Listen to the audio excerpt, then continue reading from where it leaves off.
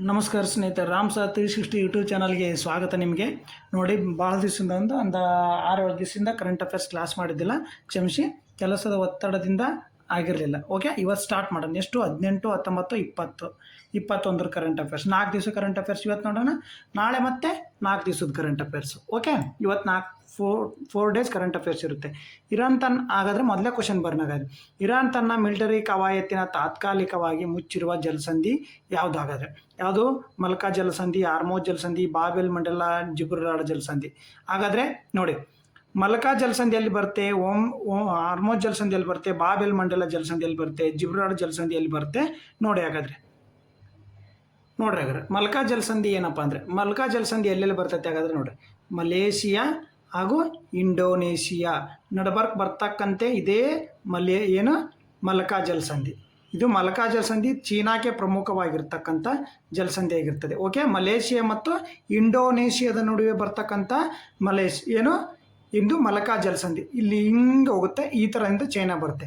ಇದು ಪಶ್ಚಿಮ ಮತ್ತು ಪೂರ್ವ ರಾಷ್ಟ್ರಗಳನ್ನು ಸಂಧಿಸ್ತಕ್ಕಂಥ ಜಲಸಂಧಿ ಆಗಿರ್ತದೆ. ಓಕೆ, ಇದ್ರ ಬಗ್ಗೆ ಇತಿಹಾಸ ನೋಡೋದಾದರೆ ನೋಡ್ರಿ, ಇದ್ರ ಇತಿಹಾಸ. ಮಲ್ಕಾ ಜಲಸಂಧಿ ಆಗ್ನೇಯ ಏಷ್ಯಾದಲ್ಲಿ ಪ್ರಮುಖ ಮತ್ತು ಅತ್ಯಂತ ಜನನಿಬಿಡ ಪ್ರದೇಶದ ಮಾರ್ಗವಾಗಿರ್ತಕ್ಕಂಥದ್ದು. ನೋಡಿ, ಆಮೇಲೆ ಆಪ್ಷನ್ ನೋಡೋಣ. ಅಷ್ಟು 4 ಜಲಸಂಧಿಗಳನ್ನ ನೋಡೋಣ. ಅದಕ್ಕೆ ಸರಿಯಾದ ಉತ್ತರ ಆರ್ಮೋಜ್ ಜಲಸಂಧಿ. ಬಟ್ ಇಲ್ಲಿ ನಾವು ಮಲ್ಕಾ ಜಲಸಂಧಿ ಅಂದರೆ ಏನು ನೋಡ್ಕೊತ ಹೋಗೋಣ. ಆರ್ಮೋಜ್ ಜಲಸಂಧಿ ನೋಡೋಣ, ಬಾಬೆಲ್ ಮಂಡಲ ಜಲಸಂಧಿಯಲ್ಲಿ ಬರುತ್ತೆ. ಇವನ್ನೆಲ್ಲಾನು ಸಂಪೂರ್ಣವಾಗಿ ಮಾಹಿತಿ ಕೊಡ್ತಾ ಹೋಗ್ತೀನಿ ನಿಮಗೆ. ಓಕೆ, ನೋಡ್ರಿ, ಮಲ್ಕಾ ಜಲಸಂಧಿ ಎಲ್ಲಿ ಕೊಡ್ತಾಗಾದ್ರೆ ಆಗ್ನೇಯ ಏಷ್ಯಾ ಮತ್ತು ಪ್ರಮುಖ ಅತ್ಯಂತ ಜನಬೀಡ ಮಾರ್ಗದಲ್ಲಿ ಇದು ಕುರಿತಾದ ಪ್ರಮುಖ ಮಾಹಿತಿ. ನೋಡ್ರಿ, ಭೌಗೋಳಿಕ ಸ್ಥಾನ ಎಲ್ಲಿ? ಮಲೇಷಿಯಾ ದ್ವೀಪಕಲ್ಪ ಹಾಗೂ ಇಂಡೋನೇಷ್ಯಾ ಸುಮತ್ರಾ ದ್ವೀಪಗಳ ನಡುವೆ ಇದೆ. ಸುಮಾರು 800 ಕಿಲೋಮೀಟರ್ ಇರ್ತಕ್ಕಂಥದ್ದು ಉದ್ದ ಇರುವ ಘನಕಾಲಿಕೆ ಆಕಾರದ ಒಳಗಡೆ ಐತಿದ್ದು. ಸಂಪರ್ಕ ಇದು ಹಿಂದೂ ಮಹಾಸಾಗರ, ಅಂಡಮಾನ್ ಸಮುದ್ರ, ಪೆಸಿಫಿಕ್ ಮಹಾಸಾಗರ, ದಕ್ಷಿಣ ಚೀನಾ ಸಮುದ್ರವನ್ನು ಸಂಪರ್ಕಿಸುತ್ತದೆ. ನೋಡಿ, ಏನೇನು ಸಂಪರ್ಕಿಸುತ್ತದೆ ಅದನ್ನು ನೋಡ್ಕೋಬೇಕಾಗುತ್ತೆ. ಏನೇನು ಸಂಪರ್ಕಿಸುತ್ತದೆ ಹಾಗಾದ್ರೆ?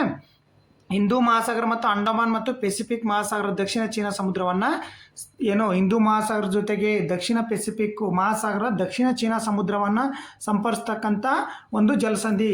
ಗಡಿ ಹಂಚಿಕೊಂಡಿರುವ ದೇಶಗಳು ಯಾವುವು? Indonesia, Malaysia, Singapore, Thailand. ಯಾವುವು? ಇಂಡೋನೇಷಿಯಾ, ಮಲೇಷಿಯಾ, ಸಿಂಗಾಪುರ್ ಮತ್ತು ಥೈಲ್ಯಾಂಡ್ ದೇಶಗಳು ಗಡಿ ಹಂಚಿಕೊಂಡಿರತಕ್ಕಂಥ ದೇಶಗಳು. ಇದು ವಿಶ್ವದ ಅತಿ ದೊಡ್ಡ ಶಿಪ್ಪಿಂಗ್ ಮಾರ್ಗದಲ್ಲಿ ಒಂದಾಗಿದೆ. ಜಾಗತಿಕ ವ್ಯಾಪಾರ ಸುಮಾರು ಎಷ್ಟು? 25ರಿಂದ 40% ಮಾರ್ಗವನ್ನು ಮೂಲಕ ಇಲ್ಲೇ ನಡೀತದೆ.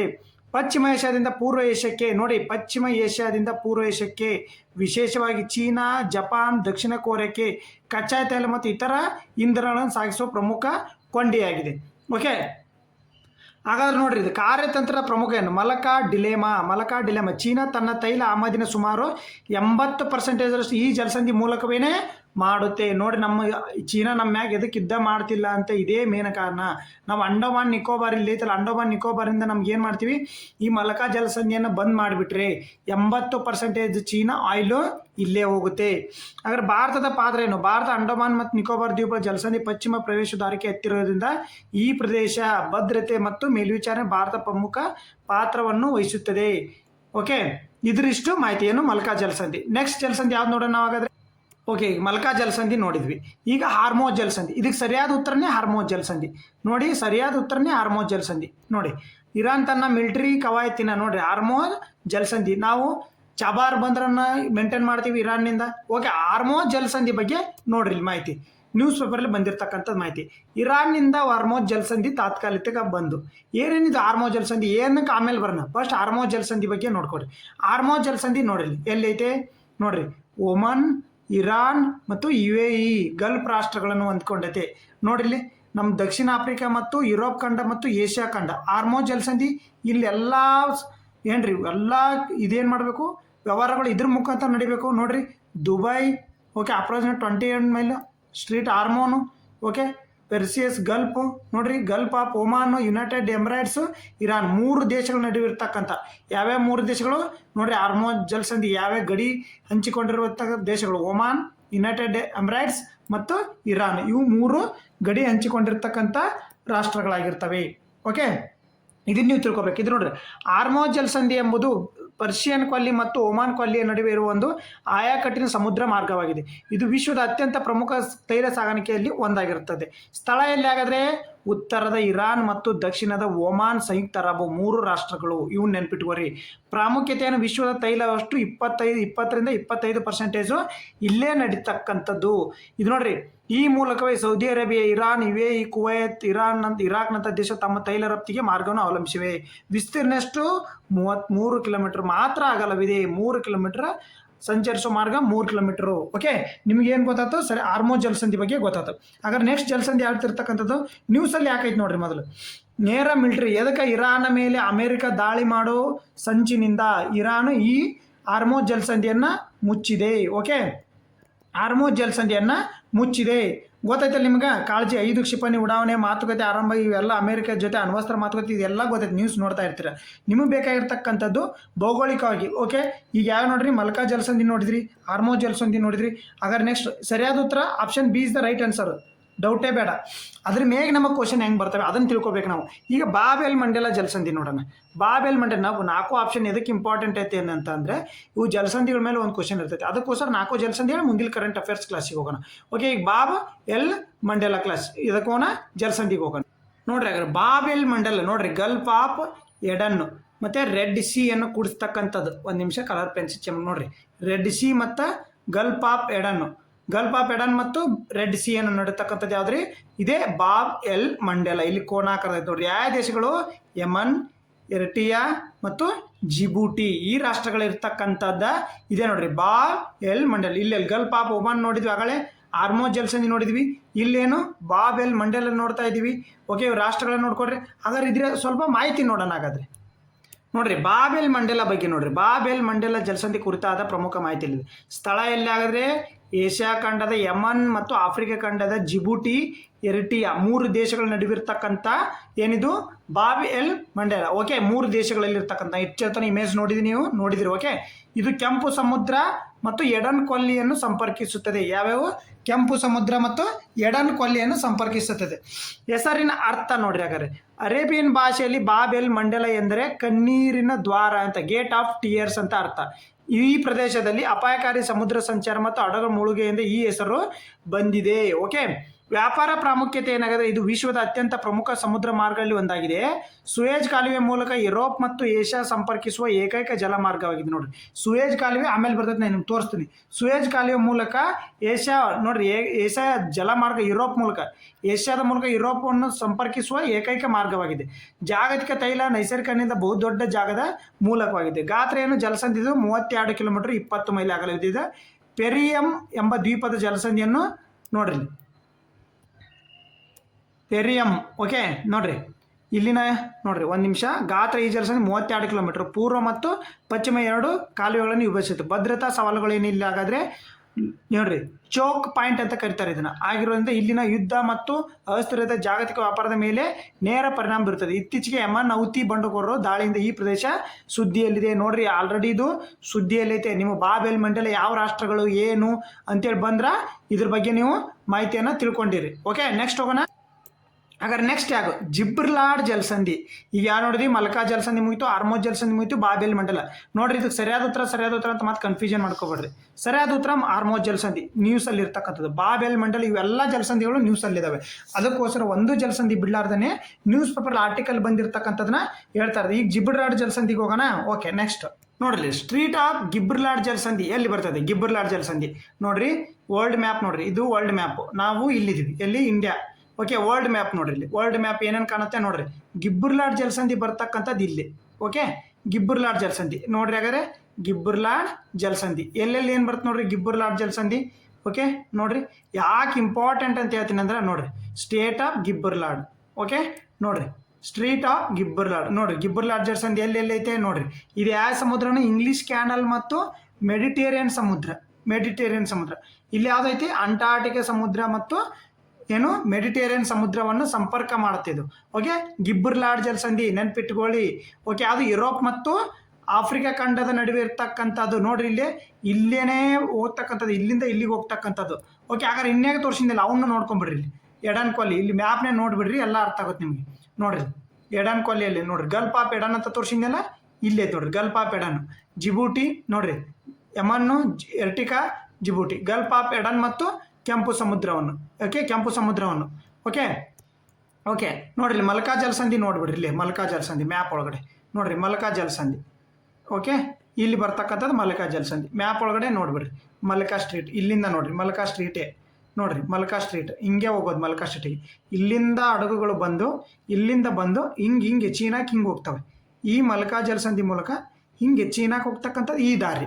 ಓಕೆ ಈ ಜಪಾನಿಗೆ ಹೋಗ್ಬೇಕಂದ್ರೆ ಈ ದಾರಿ ಇಲ್ಲೇ ಫಿಲಿಪೈನ್ ಜಪಾನಿಗೆ ಈಗ ಈ ಥರ ಒಟ್ಟು ನಾವು ಚೀನಾಕ್ಕೆ ಹೋಗ್ಬೇಕಾದ್ರೆ ಒಂದು ಬಾಂಗ್ಲಾದೇಶರ ಹೋಗ್ಬೇಕಾದ್ರು ಇಲ್ಲ ಈ ಜಲಸಂಧಿ ಮೂಲಕ ಆದರೂ ಹೋಗ್ಬೇಕು.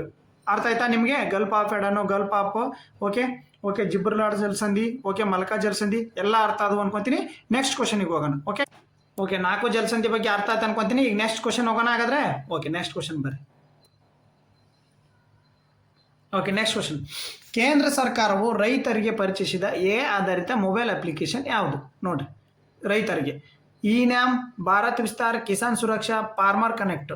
ನೋಡಿರಿ ಯಾವ್ದು ಸರಿಯಾದ ಉತ್ತರ ಇದಕ್ಕೆ ಅಂದರೆ ನೋಡಿರಿ ಕೇಂದ್ರ ಸರ್ಕಾರ ಇತ್ತೀಚೆಗೆ ಕೇಂದ್ರ ಸರ್ಕಾರ ಮಾಡಿರ್ತಕ್ಕಂಥದ್ದು ನ್ಯೂಸ್ ಪೇಪರಲ್ಲೇ ಕೊಟ್ಟಿರ್ತಕ್ಕಂಥ ಕೃಷಿ ಕ್ಷೇತ್ರಕ್ಕಾಗಿ ಕೇಂದ್ರ ಭಾರತ್ ಆ್ಯಪ್. ನೋಡಿರಿ ಭಾರತ್ ವಿಸ್ತಾರ್ ಆ್ಯಪ್. ನೋಡಿರಿ Bharat Vistaar app. Option B is the right answer. ನೋಡಿರಿ ಯಾವುದು? ಭಾರತ್ ವಿಸ್ತಾರ್ ಆ್ಯಪ್. ಓಕೆ ನೋಡಿ ನಾನು ಕರೆಂಟ್ ಅಫೇರ್ಸಲ್ಲಿ 8 ರಿಂದ 9 ಕ್ವಶನ್ ಬಂದವು. ನಾನು ವಿತ್ ಪ್ರೂಫ್ ಟೆಲಿಗ್ರಾಮಲ್ಲಿ ಹಾಕ್ತೀನಿ. ಓಕೆ ವಿತ್ ಪ್ರೂಫ್ ಟೆಲಿಗ್ರಾಮಲ್ಲಿ ಹಾಕ್ತೀನಿ. ನಾನು ಟೆಲಿಗ್ರಾಮಿಗೆ ಜಾಯ್ನ್ ಆಗಿ ಅಲ್ಲೇ ಹಾಕಿದ್ದೀನಿ.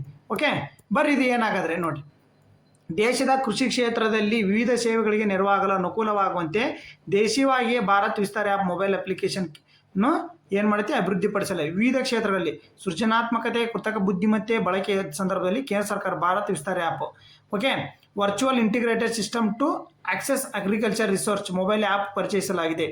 ತಂತ್ರಜ್ಞಾನ ಮತ್ತು ಆಧಾರಿತ ಬಹುಭಾಷಾ ನೋಡಿರಿ ಬಹುಭಾಷಾ ರೈತರಿಗೆ ಅವರದ್ದೇ ಭಾಷೆಯಲ್ಲಿ ಮಾಹಿತಿಯನ್ನು ನೀಡಲಿಕ್ಕೆ ಹೋಗಿ ಏನು ಮಾಡುತ್ತೆ?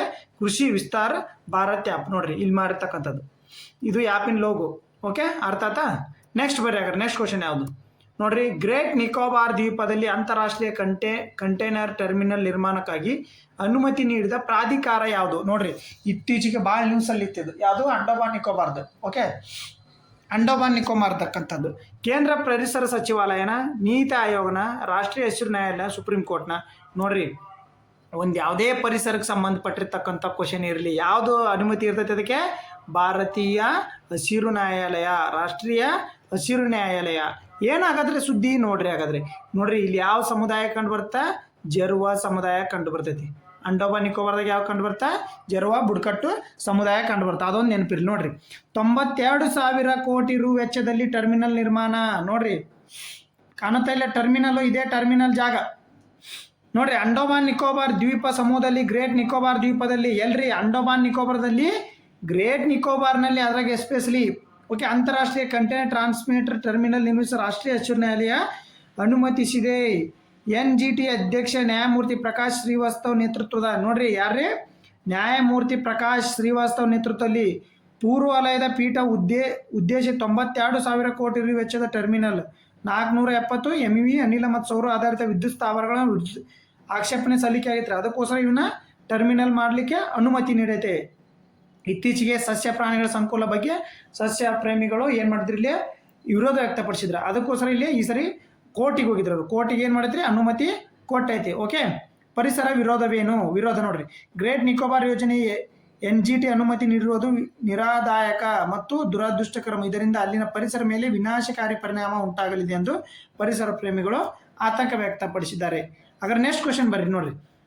ಇದರಲ್ಲಿ ಏನು ಭಾಳ ತಿಳ್ಕೊಳೋದಿಲ್ಲ, ಜಸ್ಟ್ ಇದು ಏನು ತಿಳ್ಕೊಡಿ. ನೋಡ್ರಿ ಜಮ್ಮು ಕಾಶ್ಮೀರದ ಪೊಲೀಸ್ ಇಲಾಖೆ ಲೇಡಿ ಸಿಂಗಮ್ ಎಂದು ಯಾರನ್ನು ಕರೆಯಲಾಗಿದೆ. ನೋಡ್ರಿ ಇದನ್ನ ಎದಕ್ಕೆ ತಿಳ್ಕೊಬೇಕಂತ ಹೇಳಿದ್ರೆ ಕ್ವಶನ್ ಈ ಥರ ಯಾಕೆ ತಂದಿದೆ ಅಂತಂದರೆ ಇತ್ತೀಚೆಗೆ ಉಗ್ರ ಕಾರ್ಯಾಚರಣೆಯಲ್ಲಿ ಇವರು ಹೆಸರು ಬೆಳಕಿಗೆ ಬಂದಿದೆ. ಅದಕ್ಕೋಸ್ಕರ ಇವ್ರು ತಂದಿರ್ತಕ್ಕಂಥದ್ದೇ ಯಾವುದ್ರಿ? ಶೈದಾನ. ನೋಡ್ರಿ ಶೈದಾ ಪ್ರವೀಣ್ ಗಂಗೂಲಿ ಇವ್ರ ಹೆಸರು. ಶೈದಾ ಅವರು ಕಿರಣ್ ಬೇಡಿ ಅಲ್ಲ, ಶರ್ಮಿಳಾ ಅವರು, ಗೀತಾ ಅವ್ರಲ್ಲ. ಯಾರ್ರಿ? ಶೈದಾ ಅವರು. ನೋಡ್ರಿ ಎದಕ್ಕೆ ಮಾಹಿತಿ ಅನ್ನೋದು ಜಸ್ಟ್ ಇವ್ರ ಬಗ್ಗೆ ಇನ್ಫಾರ್ಮೇಷನ್ ತಿಳ್ಕೊಂಡು ಭಾಳ ಏನು ಬೇಡ್ರಿ. ನೋಡ್ರಿ ಜಮ್ಮು ಕಾಶ್ಮೀರದ ಪೂಂಚ್ ಜಿಲ್ಲೆಯಲ್ಲಿ ಸಾಧಾರಣ ಮುಸ್ಲಿಂ ಕುಟುಂಬದ ಹುಟ್ಟಿದ ಶಾಹಿದಾ ಅವರು ಬಾಲ್ಯ ದಿನಗಳಲ್ಲಿ ಅಲ್ಲಿ ನಡೆಯುತ್ತಿರುವ ಉಗ್ರಗಾಮಿ ವಿರುದ್ಧ ಸಶಸ್ತ್ರ ಚಟುವಟಿಕೆ ಹಿನ್ನೆಲೆ ಅನಿಶ್ಚಿತ ನೋಡ್ರಿ ತೂಗುಲೆ ಆಡುತ್ತಿದ್ದಾಗ ಅವ್ರು ಏನು ಮಾಡಿದ್ರಿ? 4ನೇ ವಯಸ್ಸಿಗೆ ತಂದೆ ದುರ್ಘಟನೆ ಕಳೆದುಕೊಂಡು ಆಕೆ ದುರ್ದಿಗದ ಬಯಲು ಏನು ಮಾಡಿದ್ರೆ ಇತ್ತೀಚೆಗೆ ಭಾರತದ ಉಗ್ರ ಕಾರ್ಯಾಚರಣೆಯಲ್ಲಿ ಅವರು ಏನು ಮಾಡ್ಯಾರಿ ಉಗ್ರರ ಜೊತೆ ಹೋರಾಡಿದ್ದಕ್ಕೋಸ್ಕರ ಅವ್ರನ್ನ ಭಾರತದ ದೇಶದ ಲೇಡಿ ಸಿಂಗಂ ಶಾಯದಾ ಪ್ರವಣಿಗೆ ಅಂತ ನೋಡ್ರಿ.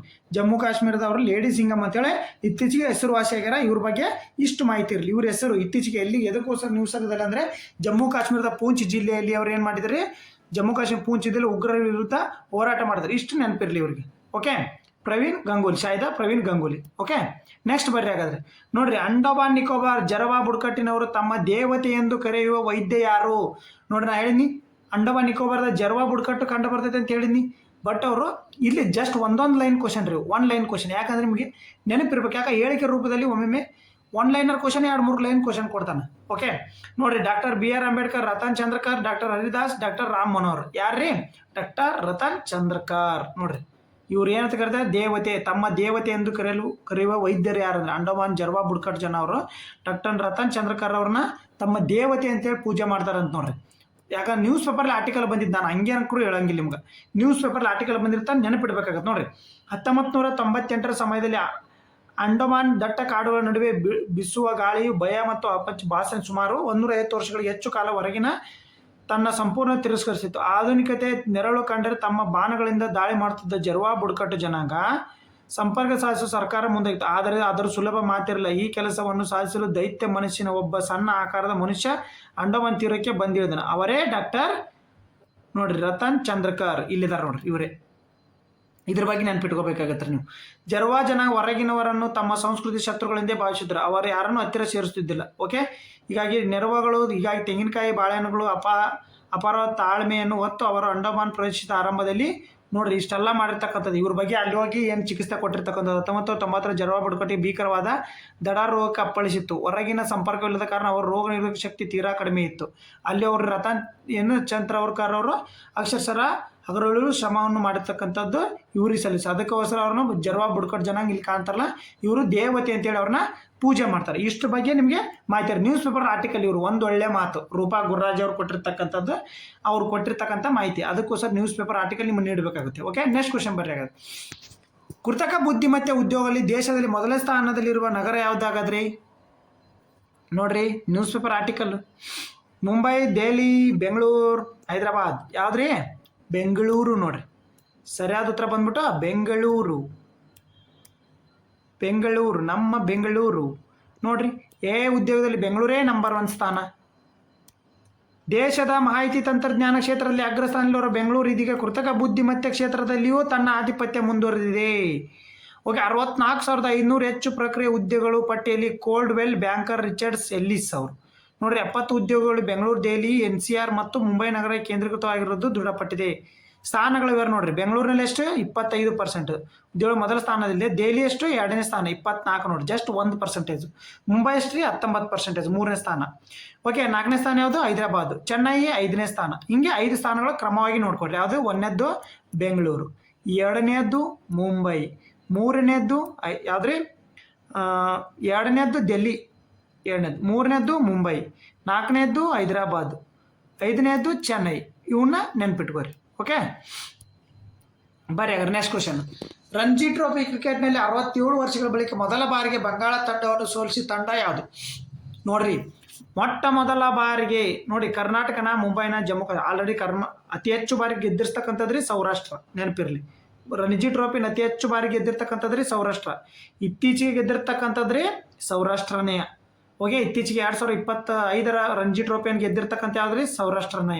ಓಕೆ, ಯಾವ್ದ್ರಿ ಆಗೋದಂದ್ರೆ ಜಮ್ಮು ಕಾಶ್ಮೀರ. ಇದಕ್ಕೆ ಸರಿಯಾದ ಉತ್ತರ ಯಾವುದು? ರಂಜಿ ಟ್ರೋಫಿಯಲ್ಲಿ 67 ವರ್ಷಗಳ ಬಳಿಕ. ನೋಡ್ರಿ, ರಂಜಿ ಟ್ರೋಫಿ ಸ್ಟಾರ್ಟ್ ಆದಾಗಿಂದ ಯಾವತ್ತೂ ಇವ್ರ ಪ್ರಶಸ್ತಿ ಏನ್ರಿ ಕ್ವಾಲಿಫೈ ಏನ್ರಿ ಸೆಮಿಫೈನಲಿಗೆ ಬಂದೇ ಅಲ್ಲಿರು. ಮೊಟ್ಟ ಮೊದಲ ಬಾರಿಗೆ ಪ್ರಶಸ್ತಿ ಸುತ್ತಿಗೇರಿದ ಜಮ್ಮು ಕಾಶ್ಮೀರ.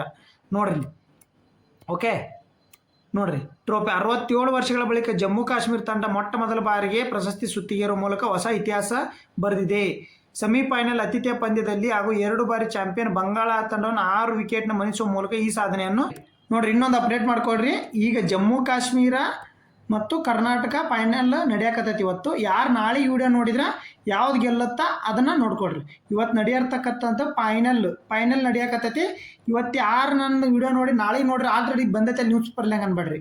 ನಾನು ಮಾಡ್ತಿರ್ತಕ್ಕಂಥದ್ದು 25ನೇ ತಾರೀಕು ಫೈನಲ್ ನಡೆಯಕತ್ತೈತಿ. ಈಗ 527 ರನ್ ಬಡ್ದಾರ ಜಮ್ಮು ಕಾಶ್ಮೀರದವರು. ಕರ್ನಾಟಕದ ಇನ್ನೂ ಬ್ಯಾಟಿಂಗ್ ಆಗಿಲ್ಲ, ಅದಕ್ಕೋಸ್ಕರ ಹೇಳಕತ್ತೀನಿ. ಓಕೆ, ನೆಕ್ಸ್ಟ್ ಕ್ವಶನ್ ಹೋಗೋಣ ಬನ್ನಿ ಹಾಗಾದ್ರೆ. ನೋಡಿ ನೆಕ್ಸ್ಟ್ ಕ್ವಶನ್. ಮಧ್ಯಪ್ರದೇಶ ಕುನೋ ರಾಷ್ಟ್ರೀಯ ಉದ್ಯಾನವನದಲ್ಲಿ ಇತ್ತೀಚೆಗೆ 3 ಮರಿಗಳಿಗೆ ಜನ್ಮ ನೀಡಿದ ಚೀತಾದ ಹೆಸರು ಏನಾಗಾದ್ರೆ? ನೋಡ್ರಿ ಚೀತಾದ ಹೆಸರು ಏನಾಗಾದ್ರೆ? ಬರ್ರಿ ಚೀತಾದ ಹೆಸರು ಏನಾಗಾದ್ರೆ? ಸಿಯಾರ, ಗಾಮಿನಿ, ನಭಾ, ಆಶಾ. ಯಾವ್ದಾಗಾದ್ರೆ ನೋಡ್ರಿ ಹೆಸರು ಯಾವುದು? ಇದನ್ನು ನೆನಪಿಟ್ಟವರು. ಗಾಮಿನಿ. ಗಾಮಿನಿ. ನೋಡ್ರಿ ಕುನೋದಲ್ಲಿ 3 ಚಿತಾಮರಿಗಳ ಜನನ. ದೇಶದಲ್ಲಿ ಚಿತಾ ಸಂಖ್ಯೆ 38ಕ್ಕೆ. ನೋಡ್ರಿ ಚಿತಾಮರಿಗಳಿಗೆ ನೋಡ್ರಿ ಗಾಮಿನಿ. ಓಕೆ ಬರ್ರಿ ನೀವು ಇನ್ಫಾರ್ಮೇಶನ್ ಹೇಳ್ತೀನಿ ನೋಡ್ರಿ. ಹೆಸರು ಗಾಮಿನಿ ಹೆಸರು ಚಿತಾ 3 ಮರಿಗಳಿಗೆ. ದೇಶದಲ್ಲಿ ಒಟ್ಟು ಚಿತಾಗಳ ಸಂಖ್ಯೆ ಎಷ್ಟು? 38. ಅದು ನೆನಪಿರ್ರಿ. ಚಿತಾಗಳ ಸಂಖ್ಯೆ ಎಷ್ಟು? ನಮೀಬಿಯಾದಿಂದ ನಾವು ತಂದಿದ್ವಿ ಪ್ರಾಜೆಕ್ಟ್ ಚೀತಾ ಅಡಿ. 2022ರಲ್ಲಿ ಬಂದಿದ್ವಿ. ದಕ್ಷಿಣ ಆಫ್ರಿಕಾದಿಂದ ಗಾಮಿನಿಯನ್ನು ಕೇಂದ್ರ ಸರ್ಕಾರ ಪ್ರಾಜೆಕ್ಟ್ ಚೀತಾ ಅಡಿ ತಂದಿತ್ತು. ದಕ್ಷಿಣ ಆಫ್ರಿಕಾ ಚೀತಾ ಆಗಮನ ಬಳಿಕ ಕುನೋ ಹೊಸ 3 ಮರಿಗಳಿಗೆ ಸ್ವಾಗತಿಸಿದೆ. ಗಾಮಿನಿ 2ನೇ ಬಾರಿ ಮರಿಗಳಿಗೆ ಜನ್ಮ ನೀಡಿದೆ. ಈ ಮೂಲಕ ಭಾರತ ನೆಲದಲ್ಲಿ 27 ಚೀತಾಗಳ ಸಂಖ್ಯೆ 27 ಆಗಿತ್ತು. ದೇಶದಲ್ಲಿ ಒಟ್ಟು ಸಂಖ್ಯೆ 38 ಏರಿಕೆಯಾಗಿದೆ. ನೋಡ್ರಿ 38ಕ್ಕೆ ಏರಿಕೆ ಆಗೈತೆ, ನೆನಪಿರಲಿ. ಓಕೆ ಇದು ವೆರಿ ಇಂಪಾರ್ಟೆಂಟ್ ನೋಡಿ. ಸಿಂಧೂ ನದಿ ನೀರು ಹಂಚಿಕೆ ಒಪ್ಪಂದದ ಪ್ರಕಾರ ಈ ಕೆಳಗಿನ ಯಾವ ನದಿ ನೀರಿನ ಸಂಪೂರ್ಣ ಹಕ್ಕು ಭಾರತಕ್ಕೆ ಸೇರಿದೆ? ಸಿಂಧೂ, ಜೀಲಂ, ಚೀನಾಬ್, ರವಿ. ನೋಡ್ರಿ ಯಾವ್ದ್ರಿ? ಯಾವ ನದಿ ಒಪ್ಪಂದ ಹಾಗಾದ್ರೆ? ಸಿಂಧೂ ನದಿ ಒಪ್ಪಂದ ಮೂಲಕ. ಯಾವ ಒಪ್ಪಂದದ ಪ್ರಕಾರ ಈ ಕೆಳಗಿನ ಯಾವ ನದಿ ನೀರು ಸಂಪೂರ್ಣ ಹಕ್ಕು ಭಾರತಕ್ಕೆ ಸೇರಿದೆ? ಸಿಂಧೂ ನದಿ ನೀರಿನ ಒಪ್ಪಂದ ರಾವಿ ನದಿಯಿಂದ ಸಂಪೂರ್ಣವಾಗಿ. ನೋಡ್ರಿ ಇದನ್ನ ಹೇಳ್ತ ನೋಡ್ರಿ 1960ರೊಳಗಡೆ ಸಿಂಧೂ ನದಿ ಜಲ ಒಪ್ಪಂದ ಆತ್ರಿ. ನೋಡ್ರಿ ಅಲ್ಲಿ 3 ನದಿಗಳು ಎದಕ್ಕೆ ಹೋದ್ರಿ? ಪಾಕಿಸ್ತಾನಕ್ಕೆ ಹೋದು. ಯಾವ್ಯಾವ್ರಿ? 3 ನದಿಗಳು ಪಾಕಿಸ್ತಾನಕ್ಕೆ. ಇಂಡಿಯಾಕ್ಕೆ ಎಷ್ಟ್ರಿ? 3 ನದಿಗಳು. ಓಕೆ ಜವಾಲ್ದಾರ್ ನೆಹರು, ಅಯೂಬ್ ಖಾನ್ ನಡುವೆ. ನೋಡ್ರಿ ಸಿಂಧೂ ನದಿ ಮತ್ತು ಜೀಲಮ್ಮು, ಚಿನಾಬು 3 ನದಿಗಳು ಏನು ಮಾಡಿದ್ರಿ? ಪಾಕಿಸ್ತಾನಕ್ಕೆ ಹೋದ್ರಿ. ರಾವಿ ನೋಡ್ರಿ ರಾವಿ, ಸತ್ಲೇಜ, ಬಿಯಾಸ್ ನದಿಗಳು ಏನು ಬಂದು ರೀ? ರಾವಿ, ಸತ್ಲೇಜ, ಬಿಯಾಸ್ ನದಿಗಳು ಭಾರತಕ್ಕೆ ಬಂದವು ರೀ. ನೆನಪಿರ್ಲಿ 1960ರಾಗೆ 3 ನದಿಗಳು ಸಿಂಧೂ, ಜೀಲಮು, ಚಿನಾಬ್ 3 ನದಿಗಳೆಲ್ಲೂ ಪಾಕಿಸ್ತಾನಕ್ಕೆ ಹೋದವು ರೀ. ಇಂಡಿಯಾಕ್ಕೆ ಬಂದಿರತಕ್ಕಂಥದ್ದು ರಾವಿ, ಸತ್ಲೇಜ, ಬಿಯಾಸ್ ನದಿಗಳು ಭಾರತಕ್ಕೆ ಬಂದವು ರೀ. ಈಗ ಏನು ಸಿಂಧೂ ನದಿ ಒಪ್ಪಂದ ಎಂಡ್ ಮಾಡ್ಯಾರ. ಎದಕ್ಕೆ ರೀ? ಪಾಲ್ಗಾಮ್ ದಾಳಿ ನಡೀತಲ್ಲ, ಪಾಲ್ಗಾಮ್ ದಾಳಿ ನಡೆಯೋದ್ರಿಂದ ಎಂಡ್ ಮಾಡಿ ನಾವು ಅದನ್ನು ಪಾಲಿಸಲ್ಲಂತೆ ಅಂತಾರಾಷ್ಟ್ರೀಯ ಕೋರ್ಟಿನೊಳಗಡೆ ನಾವು ಪಾಲಿಸಂಗಿಲ್ಲ ಅಂತೇಳಿ ಹೇಳಿ ಬಂದಾರೆ. ಬರ್ರಿ ನೋಡ್ರಿ ಪಾಕಿಸ್ತಾನದ ರಾವಿ ನದಿಗೆ ನೀರು ಸ್ಥಗಿತ 1960ರಲ್ಲಿ ಒಪ್ಪಂದ ಆಗಿತ್ತು. ನೋಡ್ರಿ ಇಲ್ಲಿ ಸಿಂಧೂ ನದಿ ಒಪ್ಪಂದ ಪ್ರಕಾರ ಪೂರ್ವದ ನದಿಗಳಾದ ಸತ್ಲೇಜ್, ಬಿಯಾಸ್, ರಾವಿ ನದಿಗಳ ನೀರಿನ ಸಂಪೂರ್ಣ ಹಕ್ಕು ಭಾರತಕ್ಕಿದೆ. ಪಶ್ಚಿಮ ನದಿಗಳಾದ ಸಿಂಧೂ, ಜೀಲಂ, ಚಿನಾಬ್ ಹಕ್ಕು ಪಾಕಿಸ್ತಾನಕ್ಕಿದೆ. ಆದರೆ ಇಷ್ಟು ದಿನಗಳ ಕಾಲ ಭಾರತ ನೀರಿನ ಸಂಗ್ರಹ ಸಾಮರ್ಥ್ಯ ಕೊರತೆಯಿಂದ ರಾವಿ ನದಿ ಹೆಚ್ಚುವರಿ ನೀರನ್ನು ಪಾಕಿಸ್ತಾನಕ್ಕೆ ಬಿಡ್ತಿದ್ರು. ಈಗ ಬಂದ್ ಮಾಡ್ಯಾರ. ಅದು ಎಲ್ಲಿ ನಡೆಯಕತೈತಿ? ಯಾವ ಡ್ಯಾಮು ಅನ್ನೋದು ನೋಡ್ರಿ ಇಲ್ಲಿ. ಜಮ್ಮು ಕಾಶ್ಮೀರದ ಪಂಜಾಬ್ ಗಡಿಯಲ್ಲಿ ಬಹುನಿರೀಕ್ಷಿತ ಶಹಪೂರ್ ಅಣೆಕಟ್ಟು. ಯಾವ ಅಣೆಕಟ್ಟು? ರಾವಿ ನದಿಗೆ ಶಹಪೂರ್ ಅಣೆಕಟ್ಟು. ನೋಡ್ರಿ ಎಲ್ರಿ? ಪಂಜಾಬ್ ಗಡಿನಲ್ಲಿ ಜಮ್ಮು ಕಾಶ್ಮೀರ ಹಾಗೂ ಪಂಜಾಬ್ ಗಡಿಯಲ್ಲಿ ಶಹಪೂರ್ ಅಣೆಕಟ್ಟು ಪೂರ್ವ ಅಂತರ ರಾವಿ ನದಿಗೆ. ಯಾವ ನದಿಗೆ? ರಾವಿ ನದಿಗೆ ಹೆಚ್ಚುವರಿ ನೀರನ್ನು ಈಗಾಗಲೇ ಸಿಂಧೂ ನದಿ ನೀರು ಅಮಾನತಿಗೆ ಸಂಕಷ್ಟದಲ್ಲಿರುವ ಪಾಕಿಸ್ತಾನಕ್ಕೆ ಒಡೆತ. ಶಹಪೂರ್ ಅಣೆಕಟ್ಟು ಮಾರ್ಚ್ 31ಕ್ಕೆ ಪೂರ್ಣಗೊಳ್ಳಲಿದೆ. ರಾವಿ ನದಿ ಹೆಚ್ಚುವರಿ ನೀರನ್ನು ಸಂಪೂರ್ಣ ನಿಲ್ಲಿಸಿದ ವರದಿಗಳಾಗಿವೆ. ಓಕೆ ಶಹಪೂರ್ ಅಣೆಕಟ್ಟು ನೆನಪಿರಲಿ. ಮತ್ತೇನಿದ್ರಾಗೆ 2018ರಲ್ಲಿ ಎಲ್ಲ ಗೊತ್ತಾಯ್ತು ನಿಮ್ಗೆ ನೀರಾವರಿ ಆಗಿರ್ತಕ್ಕಂಥದ್ದು. ಓಕೆ ನೆಕ್ಸ್ಟ್ ಕ್ವಶನ್ ಬರ್ರಿ ಹಾಗಾದ್ರೆ.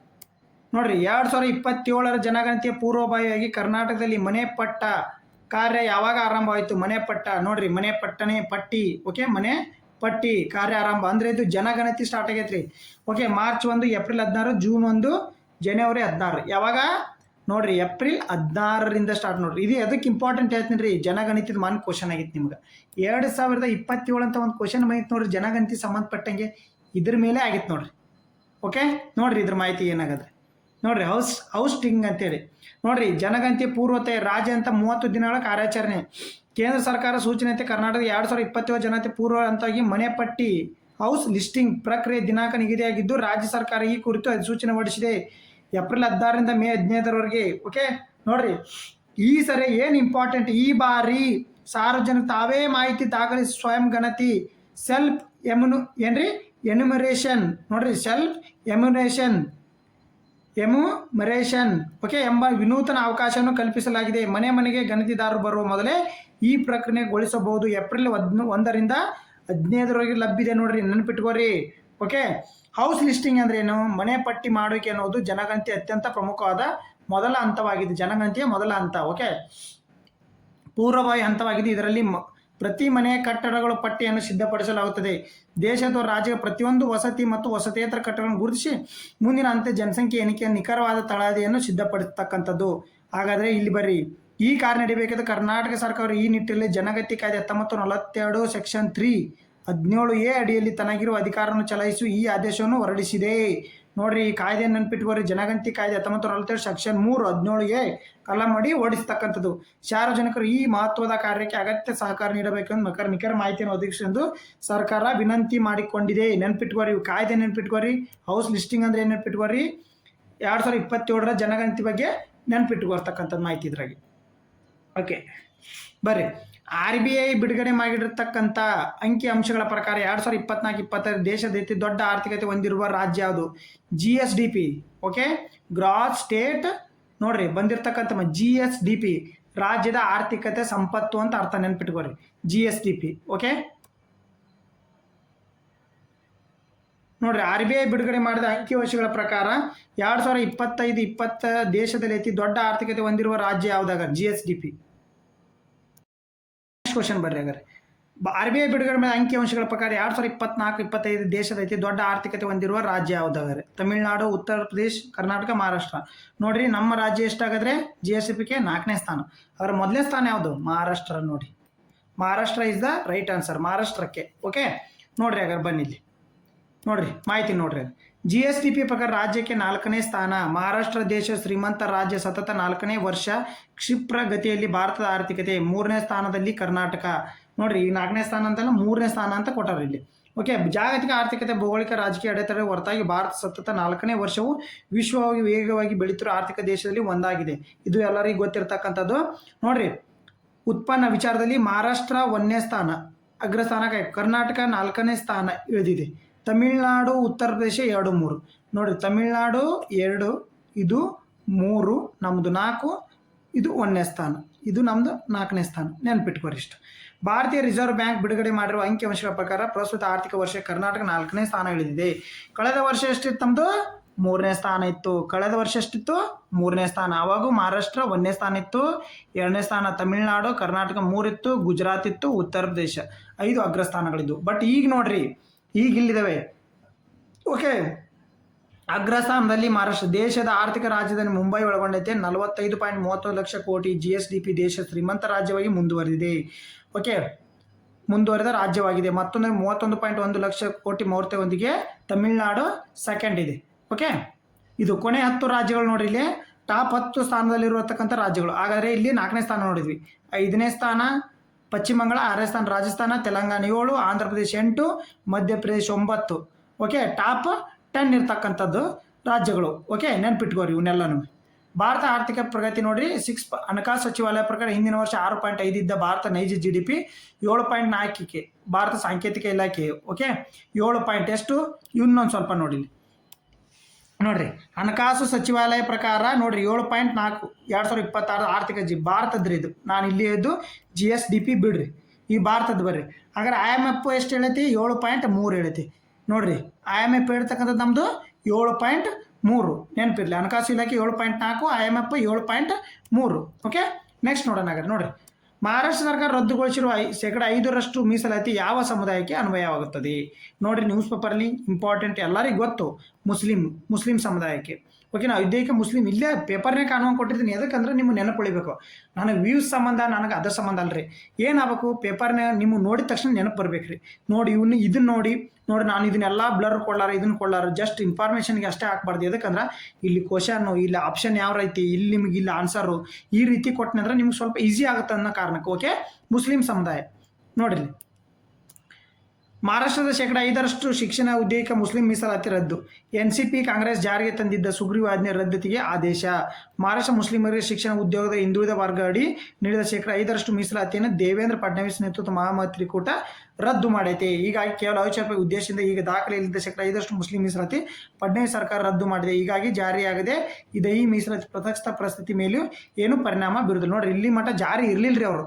ಅಲ್ಲಿ ಕಾಂಗ್ರೆಸ್ ಸರ್ಕಾರ ಇದ್ದಾಗ ಸುಗ್ರೀವಾಜ್ಞೆ ಮೂಲಕ ಏನು ಮಾಡಿದ್ರಿ, ಜಾರಿಯಲ್ಲಿ ಇಟ್ಟಿದ್ರು. ಬಟ್ ಈ ಜಾರಿಯಲ್ಲಿ ಅದೇನು ಸಂಸತ್ತಿನ ಅನುಮೋದನೆಯನ್ನು ಪಡೆದಿರಲಿಲ್ಲ. ಅಲ್ಲಿ ವಿಧಾನ ಸಂಸತ್ತಿನ ಅನುಮೋದನೆಯನ್ನು ಪಡೆದಿರ್ತಿರಲಿಲ್ಲ. ಬಟ್ ಈಗ ಅದನ್ನೇನು ಮಾಡಿ ರದ್ದು ಮಾಡಿದ್ರು ಅವರು ಸುಗ್ರೀವಾಜ್ಞೆಯನ್ನು. ಓಕೆ, ಬರ್ರಿ, ವಿಶ್ವ ಸಾಮಾನ್ಯ ದಿನ. ಓಕೆ, ವಿಶ್ವ ಸಾಮಾಜಿಕ ನ್ಯಾಯ ದಿನ, world day of social justice ಯಾವ ದಿನದಂದು ಆಚರಣೆ ಮಾಡ್ತಾರೆ? February 20, March 8, April 14, October 2. ಯಾವ್ದ್ರಿ ಇವತ್ತು ಡಿಸ್ಕಷನ್ ಮಾಡಕತ್ತೀವಿ ಅಂದ್ರೆ ಫೆಬ್ರವರಿ 20ನೇ ಆಗಿರುತ್ತೆ ನೋಡ್ರಿ. ಫೆಬ್ರವರಿ 20 ವಿಶ್ವ ಸಾಮಾನ್ಯ ನ್ಯಾಯ ದಿನ, world day of social justice. ನೋಡ್ರಿ ಅದು ಮಾಹಿತಿ ನೋಡ್ರಿ ಸಾಮಾಜಿಕ ನ್ಯಾಯವನ್ನು ಉತ್ತೇಜಿಸಲು ವಿಶ್ವಸಂಸ್ಥೆ ಸಾಮಾನ್ಯ ಸಭೆ ವಿಶ್ವ ಸಾಮಾಜಿಕ ನ್ಯಾಯದ ದಿನವನ್ನು ವಾರ್ಷಿಕವಾಗಿ ಇಂದು ಆಚರಿಸಲು 2007ರಲ್ಲಿ ಅನುಮೋದಿಸಲಾಗಿದೆ. 2009ರಿಂದ ಸಾಮಾಜಿಕ ನ್ಯಾಯ ಸಮಾನತೆ ದಿನ ಎಂದು ಆಚರಿಸಲು ನೋಡ್ರಿ 2007ರಾಗ ನಿರ್ಧಾರ ಮಾಡ್ರಿ, 2009ರಿಂದ ಆಚರಣೆ ಮಾಡಕ್ಕೆ ಸ್ಟಾರ್ಟ್. ಓಕೆ, ಇದು ಬಡತನ, ಲಿಂಗ ಅಸಮಾನತೆ, ನಿರುದ್ಯೋಗ, ಮಾನವ ಹಕ್ಕುಗಳ ಸಾಮಾಜಿಕ ರಕ್ಷಣೆಯನ್ನು ಸಮಸ್ಯೆ ನಿಭಾಯಿಸ್ತಕ್ಕಂಥ ಉತ್ತೇಜನ ನೀಡ್ತಕ್ಕಂಥದ್ದು. ಹಾಗಾದ್ರೆ ಇಲ್ಲಿ ಬನ್ನಿ, ಸಾಮಾಜಿಕ ನ್ಯಾಯದ ಪ್ರಮುಖ ಏನ್ರಿವು ಕ್ಷೇತ್ರಗಳವು? ಆರ್ಥಿಕ ನ್ಯಾಯ, ಓಕೆ, ಲಿಂಗ ಸಮಾನತೆ, ಓಕೆ, ಶಿಕ್ಷಣ ಸಮಾನತೆ, ಡಿಜಿಟಲ್ ನ್ಯಾಯ, ಪರಿಸರ ನ್ಯಾಯ. ಇವು ಎಲ್ಲ ಮಾನದಂಡಗಳು ನೆನಪಿರಬೇಕು. ಓಕೆ, ಇವೆಲ್ಲ ಮಾನದಂಡಗಳು ನೆನಪು. ಅತಿ ಹೆಚ್ಚು ಶ್ರೀಮಂತರು ಎಲ್ಲಿದ್ದಾರೆ ಹಾಗಾದ್ರೆ? ಸಮಾನತೆ ಅಂತೀವಿ. ಅತಿ ಹೆಚ್ಚು ಶ್ರೀಮಂತರು ಎಲ್ಲಿದ್ದಾರೆ ಹಾಗಾದ್ರೆ? ಅಮೇರಿಕಾ, 2ನೇ ಚೀನಾ, 3ನೇದು France, 4 Japan, 5 Germany, 6 England, 7 Canada, ನಮ್ಮದು 8, 9, 10ನೇ ಸ್ಥಾನದಲ್ಲಿ ಭಾರತ. ಜಾಗತಿಕ ಸವಾಲುಗಳು ಏನೇನು ನಿಂತವಿದ್ದಾವೆ ಈಗಾಗದ್ರೆ? ದಾರಿದ್ರ್ಯ ಮತ್ತು ನಿರುದ್ಯೋಗ ಜಾಗತಿಕ ಸವಾಲುಗಳು. ಸಾಮಾಜಿಕ ನ್ಯಾಯ ಅಂತಂದ್ರೆ ಇವೆಲ್ಲವೂ ಪಿಡುಗನ್ನು ಹೋಗಿಸ್ಬೇಕು ನಾವು. ನೋಡ್ರಿ, ಹೇಳಿಕೆ ರೂಪದಾಗ ಕ್ವಶನ್ ಕೊಡ್ತಾನೆ, ನೀಟಾಗಿ ಕೇಳ್ಕೊರಿ. ಬಾಲ್ಯ ಕಾರ್ಮಿಕತನ, ನಿರಾಶ್ರಿತರ ಸಮಸ್ಯೆ, ಲಿಂಗ ಸಮಾನತೆ, ಜಾತಿ ಮತ್ತು ವರ್ಣಭೇದ. ಇದು ಏನಂದರೆ ಎಸ್ಸೆ ರೈಟಿಂಗಿಗೆ ಹೆಲ್ಪ್ ಆಗುತ್ತೆ ನೋಡ್ರಿ. ಎಸ್ಸೆ ರೈಟಿಂಗ್ ವಿತ್ ಹೇಳಿಕೆ ರೂಪದಲ್ಲಿ ಕ್ವಶನ್. ನೋಡ್ರಿ, ಸಾಮಾಜಿಕ ನ್ಯಾಯ ಮಾನವನ ಅಭಿವೃದ್ಧಿ ಜಗತ್ತಿನಲ್ಲಿ ಮಧ್ಯಮ ಸ್ಥಾನ. ಅಂದರೆ ಭಾರತ ಎಷ್ಟನೇ ಸ್ಥಾನ ಐತಿ? 130ನೇ ಸ್ಥಾನಕ್ಕೆ ಹೊಂದಿವಿ ನೋಡ್ರಿ. ಎಷ್ಟನೇ ಸ್ಥಾನದಲ್ಲಿದ್ದೀವಿ ನಾವು? ಇದು ಸಾಮಾಜಿಕ ನ್ಯಾಯ ಹೋರಾಟದಲ್ಲಿ ನಾವು ಎಷ್ಟನೇ ಸ್ಥಾನದಲ್ಲಿದ್ದೀವಿ? 130ನೇ ಸ್ಥಾನದಲ್ಲಿ. ನೆನ್ಪಿಟ್ಕೋರಿ.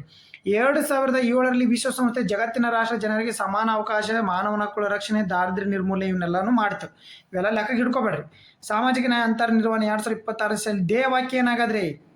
ಸಾಮಾಜಿಕ ನ್ಯಾಯಕ್ಕಾಗಿ ಅಂತರ ನಿರ್ವಹಣೆ 2026 ಧ್ಯೇಯವಾಕ್ಯ ನೋಡ್ರಿ. ಇದು ಧ್ಯೇಯವಾಕ್ಯ. ಓಕೆ, ಸಾಮಾಜಿಕ ನ್ಯಾಯಕ್ಕಾಗಿ ಅಂತರ ನಿವಾರಣೆ 2026 ಸಾಲಿನ ಧ್ಯೇಯವಾಕ್ಯ. ಆರೋಗ್ಯ, ಶಿಕ್ಷಣ, ಆದಾಯ ತೆರಿಗೆ ಸಮಾನತೆ ಜಗತ್ತಿನ ಸರಿಸುಮಾರು ಶೂನ್ಯದಿಂದ ಮೌಲ್ಯ ಎಷ್ಟಿರ್ತೈತ್ರಿ? ಇದು 0ರಿಂದ 1ರವರೆಗಿದೆ. ಆಧುನಿಕ ಸಮಾನತೆಯಲ್ಲಿ ಅನಿವಾರ್ಯತೆಗಳು ಇವನ್ನೆಲ್ಲ ನೆನಪಿಟ್ರು. ಜಗತ್ತಿನಲ್ಲಿ 2007ರಿಂದ 8ರಷ್ಟು ಕೋಟ್ಯಾಧಿಪತಿಗಳು, 60% ಏನ್ರಿ ಶ್ರೀಮಂತಿಕೆ ಇಷ್ಟೇ ಜನ ಒಳಗಡೆ ಐತಿ ಅಂತ ಹೇಳ್ತಿರ್ತಕ್ಕಂಥದ್ದು. ಇಷ್ಟು ಮಾಹಿತಿಯನ್ನು ನೀವು ಇದ್ರೊಳಗಡೆ ನೋಡ್ರಿ. ಬೇಕಾದ್ರೆ ಸ್ಕ್ರೀನ್ಶಾಟ್ ತೊಗೊಳ್ರಿ, ನಾನು ಟೆಲಿಗ್ರಾಮ್ ಗ್ರೂಪಿಗೆ ಹಾಕ್ತೀನಿ.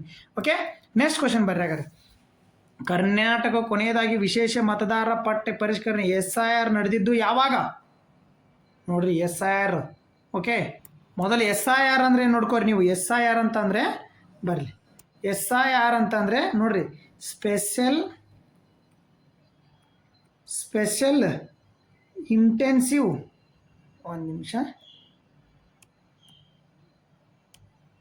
ನೋಡ್ರಿ, ಸ್ಪೆಷಲ್ ಇಂಟೆನ್ಸಿವ್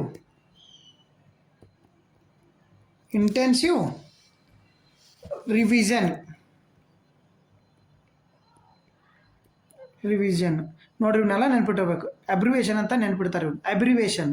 ಓಕೆ, ಹಾಗಾದರೆ ಕರ್ನಾಟಕ ಕೊನೆಯ ಬಾರಿಗೆ ಯಾವಾಗ SIR ನಡೆಸಿತ್ತಂತ ಅಂದರೆ 2002ರಲ್ಲಿ. ನೋಡ್ರಿ, option A is the right answer. 2002ರಲ್ಲಿ ನೋಡ್ರಿ. ಹಾಗಾದ್ರೆ ಮಾಹಿತಿ ಇಲ್ಲಿ ನೋಡ್ರಿ, ರಾಜ್ಯದಲ್ಲಿ ಏಪ್ರಿಲ್ನಲ್ಲೇ SIR ಆರಂಭ, ಬಹುತೇಕ ಕೊನೆಯ ಹಂತಕ್ಕೆ ತಲುಪಿದೆ. ಆಯೋಗ ನಿರ್ದೇಶನ 2025 ಮತದಾರ ಪಟ್ಟಿಯಲ್ಲಿರುವ ಮತದಾರನ 2002ರಲ್ಲಿ ಮತದಾರ ಪಟ್ಟಿಯೊಂದಿಗೆ ಮ್ಯಾಪಿಂಗ್ ಮಾಡುವ ಪೂರ್ವಭಾವಿ ಕಾರ್ಯಕ್ರಮ ಪ್ರಗತಿಯಲ್ಲಿದೆ. ಈಗ ಗೊತ್ತಾಗ್ತದೆ ಏನಂತೇಳಿ. ಶೇಕಡ 60 ಜನವರಿ ಅಂತ 62.50% ಮತದಾರ ಮ್ಯಾಪಿಂಗ್ ಆಗಿದೆ ಇದೀಗ ಆಲ್ರೆಡಿ. ನೋಡ್ರಿ, ನಾನು ಹೇಳಿನಿ ಸ್ಪೆಷಲ್ ಇಂಟೆನ್ಸಿವ್ ರಿವಿಷನ್ಸ್ ಅಂತ ಹೇಳಿದ್ದೀನಿ. ಮತದಾರ ಪಟ್ಟಿಯನ್ನು ಪರಿಷ್ಕರಣೆ ಮಾಡ್ತಕ್ಕಂಥದ್ದು ಯಾರ್ರಿ? ಚುನಾವಣೆ ಆಯೋಗ ಅಲ್ಲ, SIR. ಓಕೆ, SIR ಈ ಸಂಸ್ಥೆ ಇದನ್ನ ಮಾಡುತ್ತೆ. ಓಕೆ, ರಾಜ್ಯದಲ್ಲಿ ಕೊನೆಯದಾಗಿ 2002ರಲ್ಲಿ SIR ನಡೆದಿದೆ. 2002ರಲ್ಲಿ ರಾಜ್ಯದಲ್ಲಿ ಒಟ್ಟು 3.55 ಕೋಟಿ ಮತದಾರರಿದ್ದರು. 2020 ಮತದಾರ ಪಟ್ಟಿಯಲ್ಲಿ 5.57 ಕೋಟಿ ಮತದಾರರಿದ್ದಾರೆ. ಈ ಪೈಕಿ ಜನವರಿ ಅಂತ್ಯದವರೆಗೆ 3.48 ಕೋಟಿ ಮತದಾರ ಮ್ಯಾಪಿಂಗ್ ಆಗಿದೆ. ನೋಡ್ರಿ, ಎಷ್ಟಿದ್ದಾರೆ ಈಗ ಮತದಾರರು ನೆನ್ಪಿಟ್ಕೋಬೇಕು. 5.57 ಕೋಟಿ. ನೋಡ್ರಿ, ರಾಜ್ಯದಲ್ಲಿ ಏಪ್ರಿಲಿಂದ ಆರಂಭ.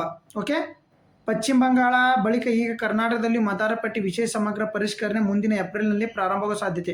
ಕೇಂದ್ರ ಚುನಾವಣಾ ಆಯೋಗ ಈ ಹಿಂದೆ ಕರ್ನಾಟಕ ಸೇರಿ ಕೆಲವು ರಾಜ್ಯಗಳಿಗೆ SIR ಸಂಬಂಧ ಪೂರ್ವ ಸಿದ್ಧತೆ ನಡೆಸುವಂತೆ ಸೂಚಿಸಿತು. ಇದೀಗ ಪೂರ್ವ ಸಿದ್ಧತೆ ಆದಷ್ಟು ಬೇಗ ಮುಗಿಯುವಂತೆ ರಾಜ್ಯ ಮುಖ್ಯ ಚುನಾವಣಾಧಿಕಾರಿಗಳಿಗೆ ಹೇಳ್ತಕ್ಕಂಥ 2002ರಲ್ಲಿ ರಾಜ್ಯದಲ್ಲಿ ಕೊನೆಯದಾಗಿ ವಿಶೇಷ ಕಾರ್ಯ. ಆ ವೇಳೆ ರಾಜ್ಯದಲ್ಲಿ ಒಟ್ಟು 3.55 ಕೋಟಿ ಮತದಾರ, ಈಗ 5.57.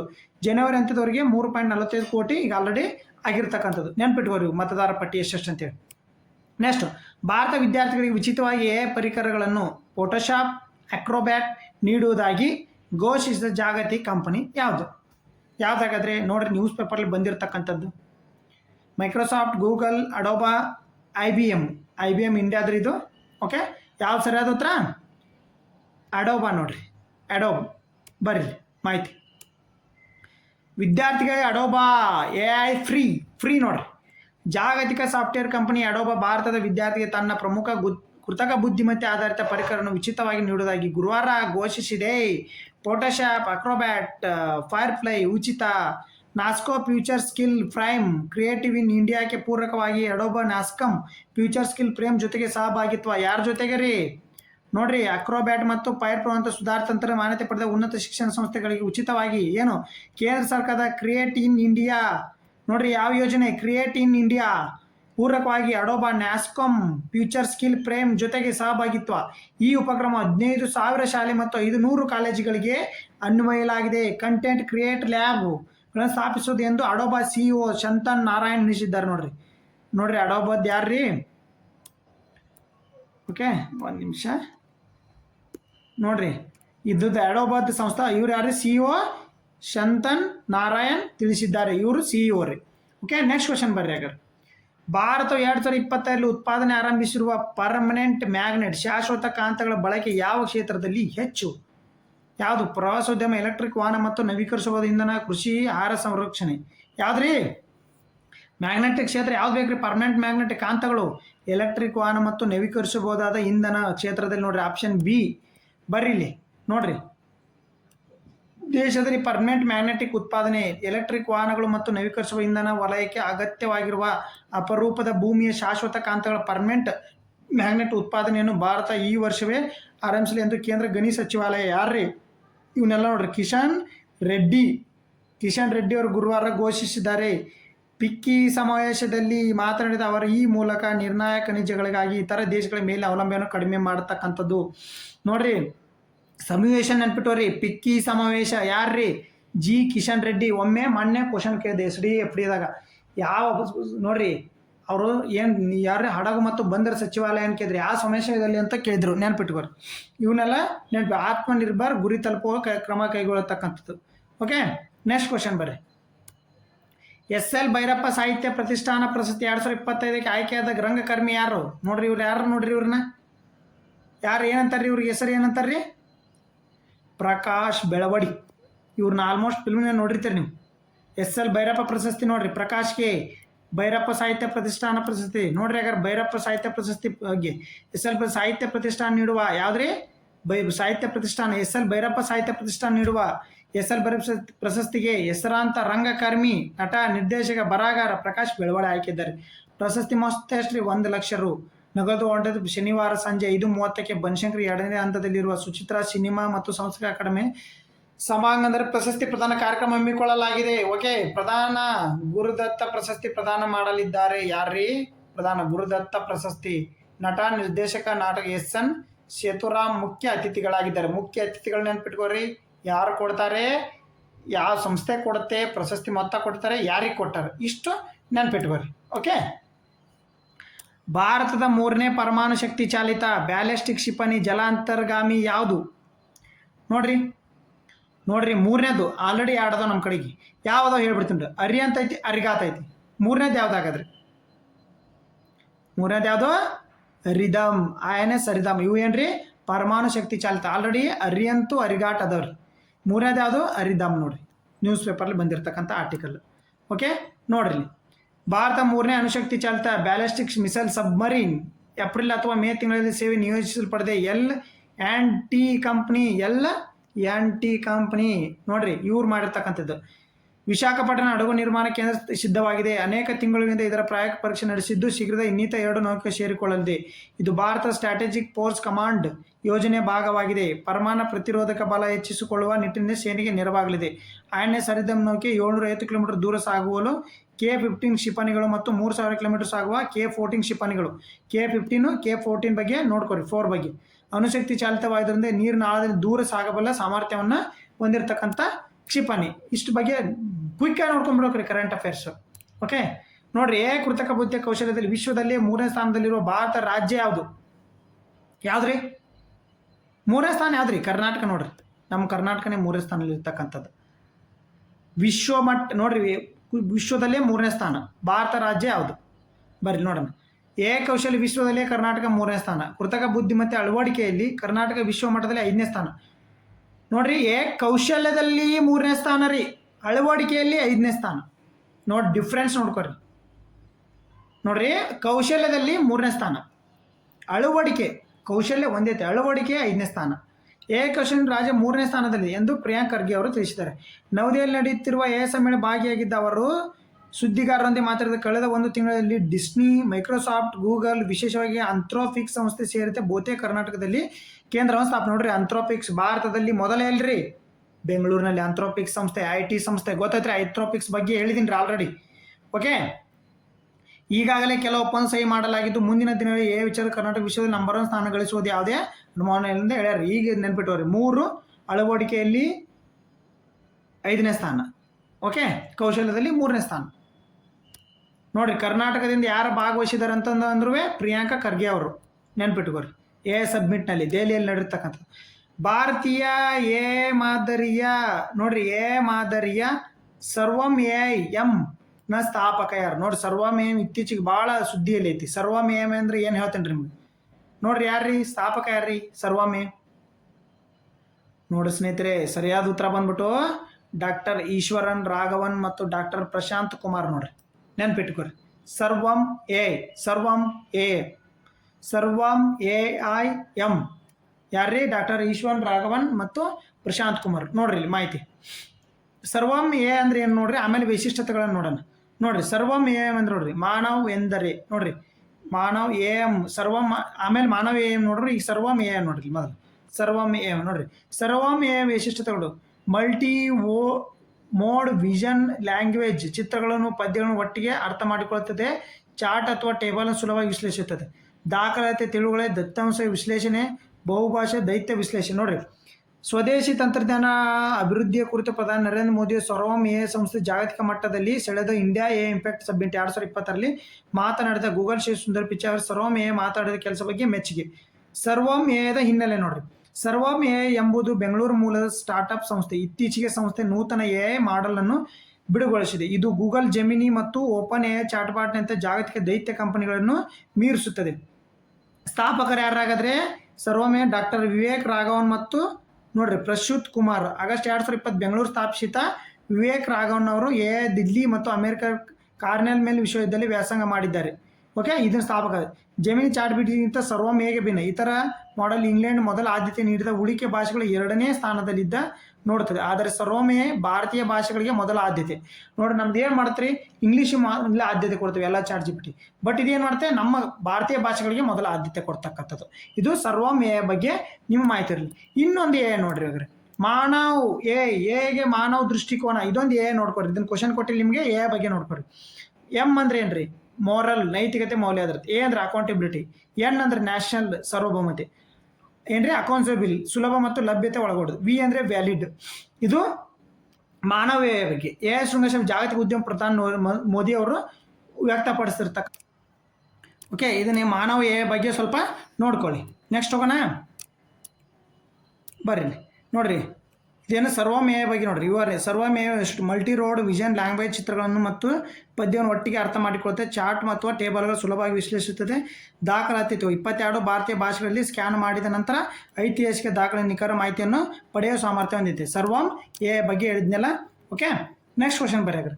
ಕರ್ನಾಟಕ ನ್ಯಾಯಾಂಗ ಪರೀಕ್ಷೆ 2025ರಲ್ಲಿ 2ನೇ ರ್ಯಾಂಕ್ ಪಡೆದು ಕಿರಿಯ ವಯಸ್ಸಿನ ನ್ಯಾಯಾಧೀಶರಾದ ಶಿರ್ಷಿಯ ಯುವಕ ಯಾರು? ನೋಡ್ರಿ, ಯಾರ್ರಿ? ಇದಕ್ಕೆ ಸರಿಯಾದ ಉತ್ತರ ಬಂದು ಸುಮಂತ್ ಮಂಜುನಾಥ್ ರೀ. ಸುಮಂತ್ ಮಂಜುನಾಥ್. ಶಶಾಂಕ್ ನಾಗೇಂದ್ರ ಭಟ್ ಅನ್ನೋದು ಏನು ಹೇಳ್ತಾನೆ, ಕರ್ನಾಟಕ ನ್ಯಾಯ ಪರೀಕ್ಷೆಯಲ್ಲಿ 2ನೇ ರ್ಯಾಂಕ್ ಪಡೆದ ಕಿರಿಯ ವಯಸ್ಸಿನ ನ್ಯಾಯಾಧೀಶರು ಯಾರಂತ ಅಂದ್ರೆ ಸುಮಂತ್ ಮಂಜುನಾಥ್ ನಾಯ್ಕ್. ನೋಡ್ರಿ ಬರ್ರಿ, ನೋಡ್ರಿ ಸ್ವಲ್ಪ ಇನ್ಫಾರ್ಮೇಶನ್. 25ನೇ ವಯಸ್ಸು ಜಡ್ಜ್ ಆದ ಶಿರ್ಸಿಯ ಸುಮಂತ್ ಕರ್ನಾಟಕ ನ್ಯಾಯ ಪರೀಕ್ಷೆಯಲ್ಲಿ ಮೊದಲ ಪ್ರಯತ್ನದಲ್ಲೇ 2ನೇ ರ್ಯಾಂಕ್ ಗಳಿಸಿದ ಸಾಧನೆ. ಓಕೆ, ಶಿರ್ಸಿಯ ಸುಮಂತ್ ಮಂಜುನಾಥ್ ಕಿರಿಯ ವಯಸ್ಸಿನ ಕರ್ನಾಟಕ ನ್ಯಾಯ ಪರೀಕ್ಷೆಯಲ್ಲಿ ಮೊದಲ ಪ್ರಯತ್ನದಲ್ಲಿ 2ನೇ ರ್ಯಾಂಕ್ ಗಳಿಸಿದ್ದಾರೆ. ಜಡ್ಜ್ ಆಗಿ ಆಯ್ಕೆ. ಶಿರ್ಸಿ ತಾಲೂಕು ರೀ. ಏನ್ರಿ, ಘಟ್ಟ ನಿವಾಸಿ. ಪ್ರಸ್ತುತ ಬೆಂಗಳೂರಿನಲ್ಲಿರುವ ಮಂಜುನಾಥ್ ಸರ್ಕಾರಿ ಅಭಿಯೋಜಕರು ಲೋಕಾಯುಕ್ತ ಸುಜಾತ್ ನಾಯಕ್ ದಂಪತಿಗಳ ಸುಪುತ್ರ. ಸಾವುಕಾರ ಮಕ್ಕಳ ಬಿಡ್ರಿ, ತಲೆ ಕೆಡಿಸೋಬೇಡ್ರಿ, ನಮ್ಮಂತರೆಲ್ಲ ಲಾ ಓದೋಕ್ಕಾಗಲ್ಲ. ಓಕೆ ಓಕೆ ನೋಡ್ರಿ, ಇಲ್ಲಿ 26 ವರ್ಷ ಜಡ್ಜ್ ಆದ, ನೋಡ್ರಿ 26 ವರ್ಷ ಜಡ್ಜ್ ಆದ ಶಶಾಂಕ್. ಇವ್ರ ಬಗ್ಗೆ ನೋಡ್ಕೊರಿ. ಉತ್ತರ ಕರ್ನಾಟಕ ಜಿಲ್ಲೆ ಯಲ್ಲಾಪುರ ಮೂಲದ ಶಶಾಂಕ್ ನಾಗೇಂದ್ರ ಭಟ್ ಕೇವಲ 26 ಅದೇ ಮೊದಲ ಪ್ರಯತ್ನದಲ್ಲೇ ಕರ್ನಾಟಕ. ನೋಡ್ರಿ, ಹಾಗಾದ್ರೆ ಇವ್ರು 1ನೇದು 25, ಅತಿ ಕಿರಿ 2ನೇದವ್ರು ಅಂತ ಅಂದ್ರೆ ನೋಡ್ರಿ ಯಾರ್ರಿ, ಶಶಾಂಕ್. ನೆನ್ಪಿಟ್ಕೊರಿ. ಮೂಲಕ ನ್ಯಾಯಾಧೀಶರ ಆಯ್ಕೆ. ಯಲ್ಲಾಪುರ ತಾಲೂಕಿನ ಕೆರೆ ನಾಗೇಂದ್ರ ಭಟ್ ಹಾಗೂ ಲಲಿತಾ ಭಟ್ ದಂಪತಿಗಳ ಪುತ್ರರಾಗಿರುವ ಇವರು ನೋಡ್ರಿ ಯಲ್ಲಾಪುರ ವಿಶ್ವ ದರ್ಶನ ಹೈಸ್ಕೂಲ್ನಲ್ಲಿ ಮಾಧ್ಯಮಿಕ ಶಿಕ್ಷಣ ಪೂರೈಸಿದ ನಂತರ ಹುಬ್ಬಳ್ಳಿಯ JC ಕಾಲೇಜಿನಲ್ಲಿ PU ಓದಿದ ಹುಬ್ಬಳ್ಳಿಯವರು. ನೋಡ್ರಿ, ಮೊದಲನೇ ಪ್ರಯತ್ನದಲ್ಲಿ ಪರೀಕ್ಷೆಯಲ್ಲಿ ಉತ್ತೀರ್ಣರಾಗಿ ನ್ಯಾಯಾಧೀಶರ ಆಯ್ಕೆಯಾದ ಇವರು ನನಗೆ ತೀವ್ರ ಸಂತೋಷ ಬಂದೈತೆ. ನೋಡ್ರಿ, ಇವರು 25 ವಯಸ್ಸಾದ್ರಿ, ಇವರು 26 ವಯಸ್ಸು ರೀ. ನೆನ್ಪಿಟ್ಕೋರಿ. 25 ವಯಸ್ಸು ಕೊಡಬೇಕಾದ್ರೆ 26 ವಯಸ್ಸು ಕೊಟ್ಟೆ ಇವ್ರ ಹೆಸರು ಇಲ್ಲಾರ್ದ ಇವ್ರ ಹೆಸರು ಇರ್ತಂದ್ರೆ ಎಕ್ಸಾಮ್ನಾಗ ನೀವು ಇವ್ರ ಹೆಸರು ಹಾಕ್ಬೇಕು. ಓಕೆ, ಒಮ್ಮೆ ಕನ್ಫ್ಯೂಷನ್ ಮಾಡ್ತಾನೆ ರೀ ಅವನು. ಸುಮಂತನ ಕೊಡೋ ಬದಲಿಗೆ ಮಾಡ್ತಾನೆ, ಶಶಾಂಕನ ಕೊಡ್ತಾನೆ ಹೆಸರು. ಸುಮಂತನ ಹೆಸರು ಇದ್ರೆ ಸುಮಂತನ ಹಾಕ್ಬೇಕ್ರಿ, ಶಶಾಂಕ್ ಇದ್ರೆ ಶಶಾಂಕ್ ಹಾಕ್ಬೇಕು. ಓಕೆ, 2 ಇದ್ರೆ ಸುಮಂತಂದ ಹಾಕ್ರಿ. ಫಸ್ಟ್, ದೇಶದ ಮೊದಲ ಅಂಧ ಮಹಿಳೆ ನ್ಯಾಯಾಧೀಶ ಜಡ್ಜ್ ಆಗಿ ನೇಮಕಗೊಂಡ ಕೇರಳದ ಮಹಿಳೆ ಯಾರು?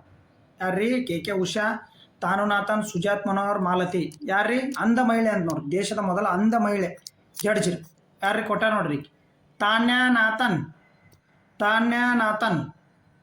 ನೋಡ್ರಿ, ಎಲ್ಲಿಯರು ಇವರು? ಮೊದಲ ಪ್ರಯತ್ನದಲ್ಲಿ ಕಾನೂನು ಪರೀಕ್ಷೆ ಪಾಸ್.